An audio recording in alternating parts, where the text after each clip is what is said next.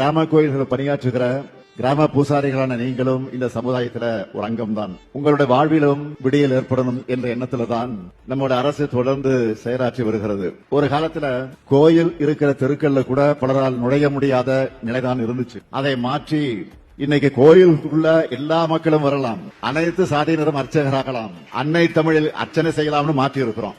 இந்த மாற்றம் தான் நாம் விரும்புகிற சமூக முன்னேற்றம். இதைத்தான் உண்மையான இறை பற்றாளர்களும் விரும்புவாங்க.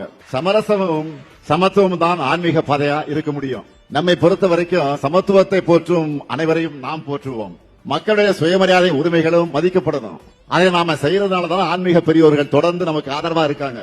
தமிழ்நாட்டில் மட்டும் இல்ல, இந்தியா முழுக்க இத்தகைய சமத்துவம் சகோதரத்துவம் நிலைபெறணும். மக்களுக்குள்ள ஒற்றுமைதான் ஓங்கி வளரணும்.